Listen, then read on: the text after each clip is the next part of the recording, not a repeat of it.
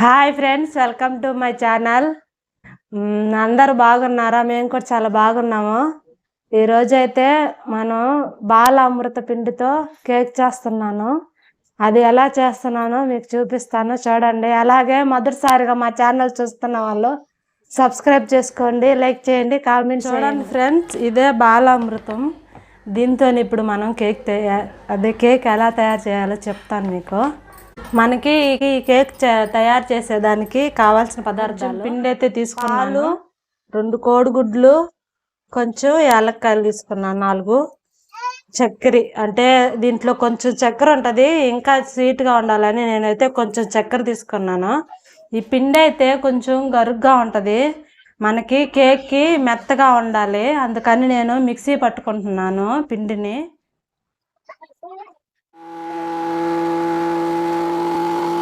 చూడండి, ఈ విధంగా అయితే నేను మెత్తగా మిక్సీ పట్టుకున్నాను.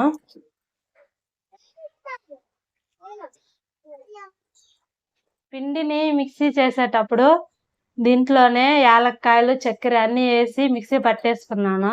ఇప్పుడు ఇది కలుపుకోవాలి పిండి.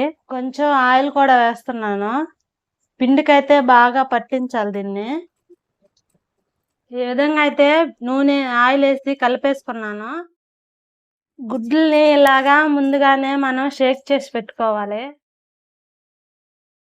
ఈ విధంగా కాసేపు చిలకొట్టడం వల్ల నురుగైతే వచ్చేసింది.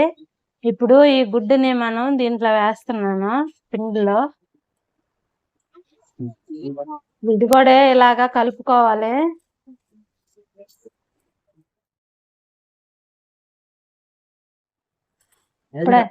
పాలు కూడా పోసేసి కలుపుకుంటున్నాను ఫ్రెండ్స్. ఇది బాగా మెత్తగా కలుపుకోవాలి, గడ్ల గడ్లగా ఉండకూడదు, ఉండలు ఉండకూడదు.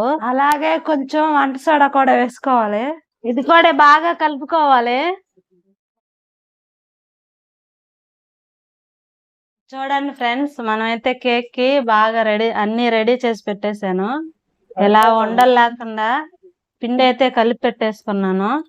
ఇప్పుడు ఈ మిశ్రమాన్ని ఇలాగా ఉండే గిన్నె అయితే తీసుకోవాలి, కొంచెం ఆయిల్ వేసి ఇలాగా చుట్టూరు ఇలా పూసుకోవాలి. ఎందుకంటే కేకు ఉడికిన తర్వాత ఈజీగా రావడానికి ఆయిల్ అయితే ఈ విధంగా పూసుకోవాలి. మనకైతే ఓవెన్ లేదు కాబట్టి ఇలాగ ఇడ్లీ పాత్ర తీసుకొని దీంట్లో ఇలాగ చిన్న కూరకిని తీసుకొని దీన్ని ఇలా బాయిల్ ఇచ్చి పెట్టుకోవాలి. ఇలా బాయిల్ ఇచ్చేసి పెట్టుకోవాలి. ఇప్పుడు మనం ఈ గిన్నెలోకి దీన్ని పోస్తున్నాను. ఇలా కేకు మిశ్రమాన్ని ఇలా పోసుకున్నప్పుడు ఈ ఆయిల్ అనేది ఇలా చుట్టూ రావాలి, ఇలాగ అనుకొని. అప్పుడే మనకి కేక్ ఉడికిన తర్వాత ఈజీగా వచ్చేస్తుంది.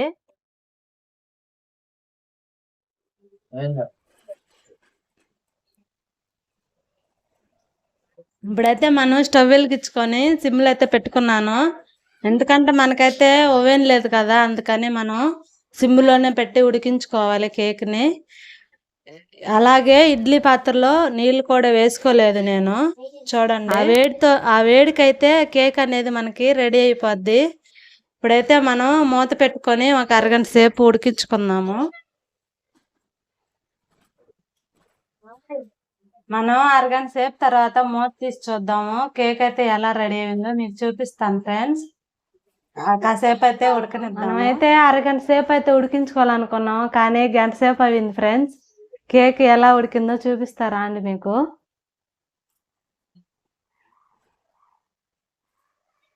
చూడండి, బాగా అయితే ఉడికిపోయింది. ఇప్పుడు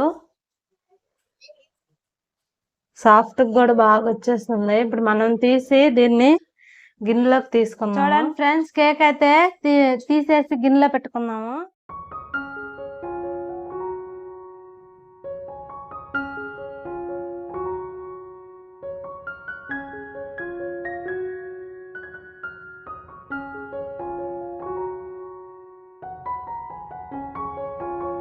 కేక్ అయితే బాగా ఉడికిపోయింది, మీరు కూడా ట్రై చేయండి ఇలాగా.